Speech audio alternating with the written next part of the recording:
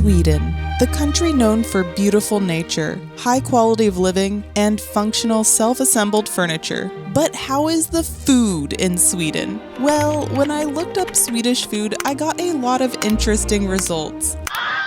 So today, we are in Sweden, here to try some iconic Swedish food for the first time. Alright, so we're in the center of Gothenburg here in Sweden on this nice overcast day. And we're gonna see what the city has to offer food-wise. So this is gonna be a street food tour in Gothenburg, Sweden. Time to eat. So the entire reason for this trip is to finally visit Phil's brother, who has lived here for years now. And for the first few days, we visited Swedish beaches, hiked in fairy tale forests, and spent so much time fascinated by Swedish supermarkets. But Phil and I are tourists, so we had to do a few touristy things while here. We visited the Haga district of Gothenburg, which was once a working-class neighborhood that has become a popular spot for locals and tourists, with tons of small shops and cafes, and lots of giant pastries. World-famous cinnamon rolls are called Kanelbulle in Swedish, but this area is home to the famous giant cinnamon rolls that are called Hagabulla. We just bought 4 Kanelbulle, huge cinnamon rolls. This bag is super heavy. We had to get something that's classic to Sweden. I think Sweden invented the cinnamon roll. It's called Kanelbulle, and this one is huge. This shop specifically makes ginormous ones. As you can see, it's bigger than my head, or maybe my head's just as big, I'm not sure. It's definitely but bigger. It is huge. It smells so good. You immediately smell the cinnamon as soon as you walk into the store. Look at this right now. There's this beautiful spiral, tons of cinnamon sugar inside, and looks like chunky sugar pieces on top. The bottom is here. Top is here, and I think I'm just gonna go for it. I'm doing what our niece is doing and just gonna bite into it. Oh my god, I don't know how to film that.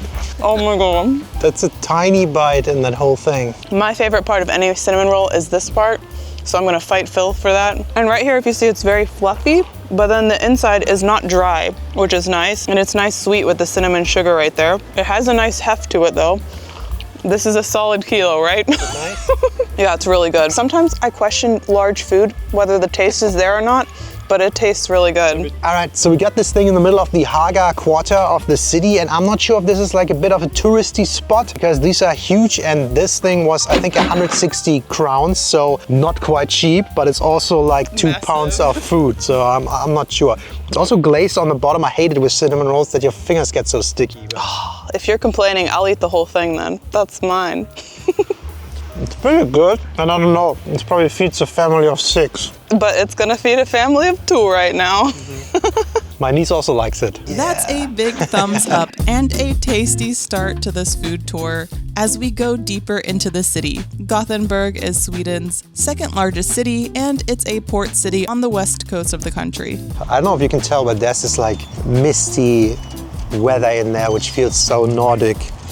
Like it's not clear, it's water in the air. It's tiny drops. I can feel it right now blowing towards me. This feels crazy. It feels like Drizzledorf. When Phil and I visit a city for the first time, we prefer to walk around so we don't miss anything. Sweden too has 7-Eleven. I'm loving it, man. We immediately notice several beautiful bridges and canals, and a decent amount of public transportation options. Another thing I noticed too is people like to be out still, but a lot of pedestrians, not quite the bike culture as it was in Denmark or the Netherlands, which felt very similar.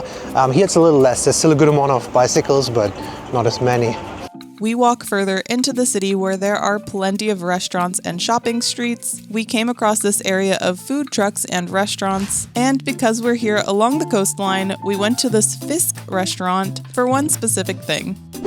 All right, so we're here for one of the specialties in this area. So we are on the west coast of Sweden, so there's a lot of fish, there's a lot of seafood, and this was something that we were told we need to eat. By a local. By a local. This is Räkmacka, and it's an open-faced sandwich with little shrimpies on it. The prices usually change per day because they just, whatever yesterday's catch was, the market price based on the amount that was caught. And look at this one. So this one's on a beautiful toasted bread with mayonnaise, it looks like, on there. Some lettuce, a lot of dill, some caviar on top, the classic red onions that's been pickled here, and then we sprinkled a little bit of lemon on top. It looks so good. Every place we've gone to here has had some variation of this. Okay, do I just make a nice little forkful. So let's go. I did not expect that garlic aioli, but it's so good. Garlic aioli on the bottom. Oh. It's nice garlic flavor. You see this layer? The dill is quite nice with the contrast of the shrimp. I feel like the shrimps don't have like crazy flavors. It's more of just like the crunchy, meaty texture that comes with it. That's so good. For the price though, I don't know if I need it every day, but it's very good. Yeah, it's like close to $20 for that meal. Yeah. The longer we are in Sweden, the more I notice similarities to the US in restaurant culture. And there are the two things, the one I love the most and the one I hate the most, are also here. The first one, the best thing about US and Sweden too, they have free water. Free still water everywhere, and it's just complimentary, and I love that. And also the worst thing the US exporting to the world, tipping before you receive your food. It's always pay before you receive the food, and they turn on around the thing and they ask you for a high tip. But anyway, we got also recommended to get the catch of the day. Obviously, seafood very big in Sweden. They don't eat just Köttbullar. There's seafood, very good seafood. So I'm not quite sure what fish this is, but she described it as a white fish in a ragu, in a lentil ragu. So these are lentils. Then are mushrooms. These look like the cantarelle. I don't even know the English word now. And then, are these mangoes? They look like mangoes in there. Ooh, it's steaming. It's steaming. Okay, here you go. It smells like some buttery, creamy sauce as well. So. Dude, I think this is getting me on DEANA'S page here. She always says, don't overcook the fish. It needs to be soft. And I think that's exactly what they did here. It's absolutely not overcooked. I was cutting it, it felt a bit rubbery. So I was a little afraid that it's gonna be undercooked, but it's not. It's so nice and the flavor is nice. Man, this fork right here kind of looks like anti-fast food, right? Yeah. This is amazing. I can't believe I'm saying this. I'm a big fan of warm food, but I think the sandwich slightly outshines this. To me, the sandwich is like a 9.5 out of 10. Yeah, they're both like above a 9 for me. It's so close. Very happy with the lunch here. Very happy. Not just Köttbullar. This is one of those delicious meals that if we come back to Gothenburg, we would definitely eat here again. But it's time to digest this meal and warm up for the next one. We walk around the city and enjoy the many beautiful parks, trying to add new birds to our list. They're teasing me. I'm trying to get new birds. There were plenty of shopping streets and malls, and we went to a candy store to pick up a special licorice to try in our future Swedish snacks and candy video. And Phil just had to check out the 7-Eleven products. A sweet candy section. That's kind of fun. While Phil was trying to film some wieners, Are you YouTube?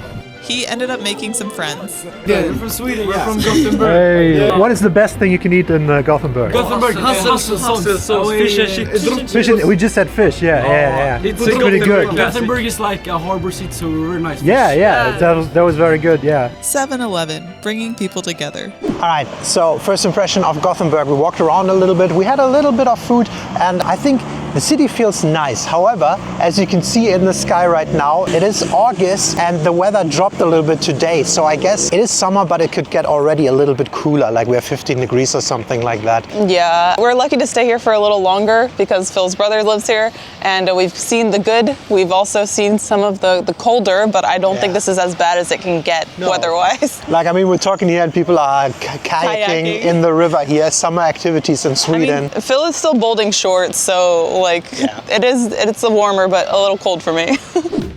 And we have to keep moving to keep warm. Our next stop brings us to another city that is about a 45-minute drive inland. This is Borås, which has a population of around 100,000 people. The city felt smaller and calmer. We checked out some thrift stores, and we have to eat the country's national dish.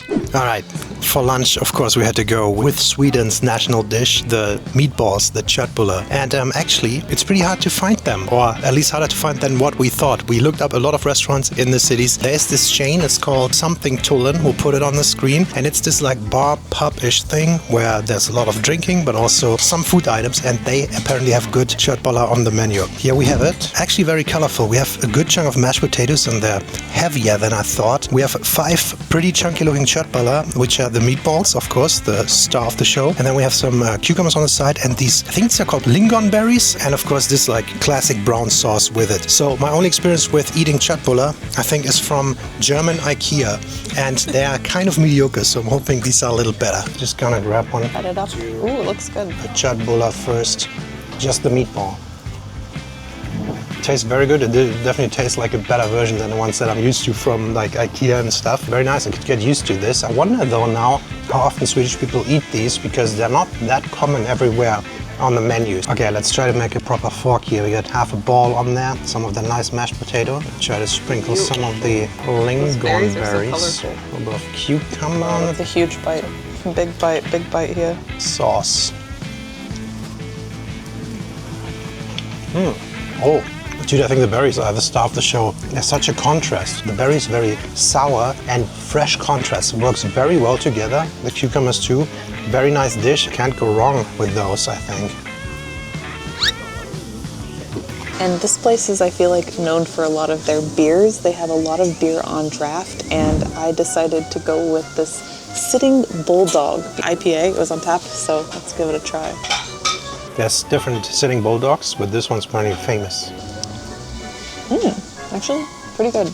I can get down with this one. Wait, actually? I'm not a beer person, but tastes nice. Little secret, I've been on antibiotics this whole trip, and I just ended yesterday, so let's see what happens with a little bit of beer. First alcohol. First alcohol. Dude, IPAs are just fruitier, right? I think that's why I like it. Darker, fruitier. I don't know if Sweden necessarily is known for beer, but Sitting Bulldog, pretty cool name. We just stepped out of the restaurant. That was actually very good. Very nice Köttbullar. And I think there was a survey a couple years ago which dish should become Sweden's national dish. And I think number 1 and 2, it was between the Köttbullar and kebab pizza. And I think just barely the Köttbullar won and kebab pizza landed in number 2. But that was very nice, and we're just walking back through the little city of Borås right now. But for now, we're going back to Gothenburg. We shall be back to Gothenburg.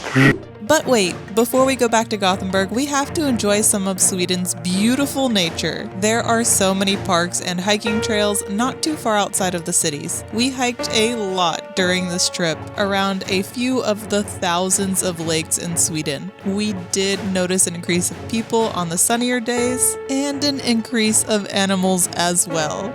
How cute are these guys? Okay, sorry, I digress. One of the days we hiked a 10-kilometer loop around this lake, and during part of the hike, I felt like we were transported into another world. These plants were so soft, you could probably sleep on them. It was like a scene I've only seen in movies. And to top it off, we started picking mushrooms. We had our expert Swede with us, so she was telling us what was good and what was not to eat. The only self-picked wild plants I've ever eaten are honeysuckles as a kid, so foraging for mushrooms is very new for me. We're in the Swedish wild wilderness, picking mushrooms. And about midway through the hike, we scouted for a good spot to cook up some moose burgers. And when I say we, I mean Phil's brother and his girlfriend. We are with experts here, and it was very clear this wasn't their first rodeo. They grilled these burgers to perfection, plus topped with garlic sauce and cheese and pickled red onions. Oh my god, chef's kiss in my opinion. And this being Phil's first time consuming moose, I'd say he looks like a pretty happy guy. Oh, and remember those mushrooms we picked? Well, a little butter and salt later, it's on this beautiful toasted bread slice. Look at this. The best wild to table dish I've ever seen. Eat it. Put it in your mouth.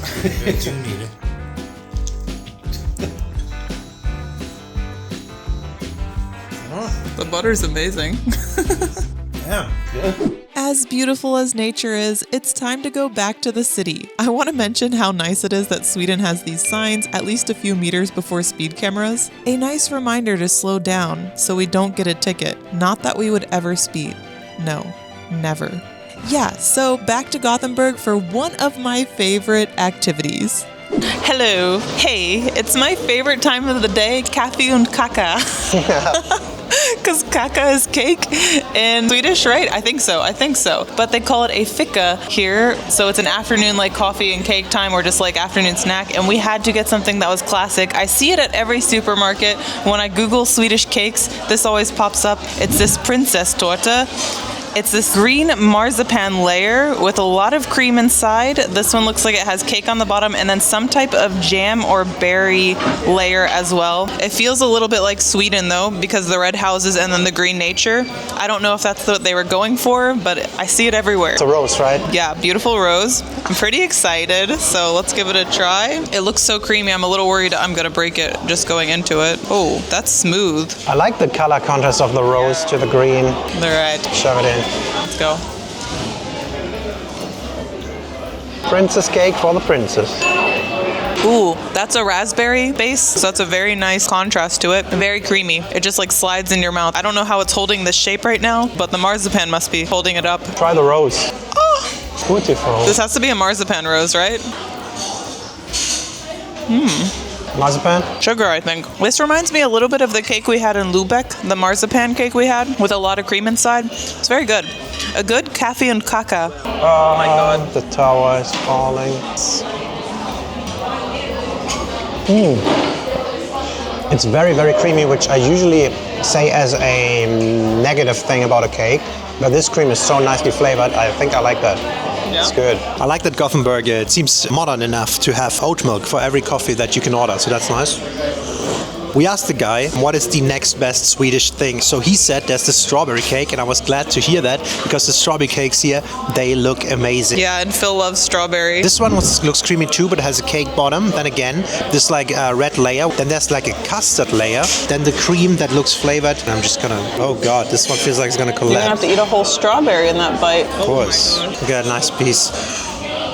It's so light. It doesn't look as light, but it weighs nothing. It's super creamy. I think what they do here, they flavor the cream into like a fruit flavor, strawberry. And I was craving a good strawberry cake for a while, and I'm so happy they have that here. They have a lot of strawberry cakes with custard, with leaf and little pastries. I love it. So yeah, Kaffee and Kaka, pretty good. A successful Fika. This little guy also enjoyed a nice coffee break, scouting for whose torta looks the best. I'm so full, but I'm getting food envy. All of these cakes look so good. Anyways, we need to keep moving. There are so many restaurants and shopping areas in this city. Look at that. Sweden has shouldn't, guys. They should have it because it's raining a lot, right? Yeah. I love these pedestrian zones with a roof on top. I feel like every rainy country should have that. There's even this fully covered market hall for more food stalls and restaurants. We honestly had difficulty finding, quote, Swedish food restaurants. There were a lot more pizza shops and Asian restaurants. A lot of Asian, a lot of flavored stuff. There's Indian, Indonesian, stuff like that. And I think way more people eat out cuisine like that than actual Swedish food. And before we move on to the last meal of the day, don't forget to like and subscribe for more videos, like this upcoming video where we try some more unusual Swedish food in Sweden. Cheese shrimp paste? Is that real? What? And if you want to further support us, you can do that on patreon.com/DeannaandPhil, where we make additional monthly videos for certain tiers. And a shout out to our family tier patrons: Ethan Mitchell, Heather Kuffner, Hessen Metro, Tarek Malkash, Ushi Izart, Lee Lim, Jessica Sarenzak, Debbie and Ray Gordon, Jamie DeVries, Yao Nupe, Parker Dopke, Michelle Asbel, and Bill and Chris. Thank you! Alright, we've been eating a lot today, so I'm pretty full, but I did see this drink and I wanted to give it a try. It's a Swedish soda. Apfelsine, so it's Zingo. It tastes like Sunkist or Fanta, yeah. It's the Swedish version. I just like the packaging, it looks pretty. All right, I don't know if this is traditional Swedish, but we see it everywhere, and not just in Sweden actually, but also everywhere in Scandinavia. Hot dogs. These are called korv, I think. Korv. It's right behind you. Big words, korv. I think they have multiple chains here too that sell them, and that's quite the extensive menu for a hot dog stand. In like Germany, a hot dog is just a Frankfurter in a soft bun. This looks very different. Yeah, there's so many topping options. It was overwhelming. It almost looks like a Krakow. It's very red. It looks very crunchy, nicely charred, and we put some relish on top. There were a lot of toppings that you could choose, and then sauces were free. You have a bit of whiskey sauce here, which I'm curious what that's gonna taste like, and then some coarse mustard. I never saw a hot dog with a bun like this. Like it's very, almost like a kebab bread, but let me try the sausage first. Ooh, that's red. They have a lot of chorizo too as an option.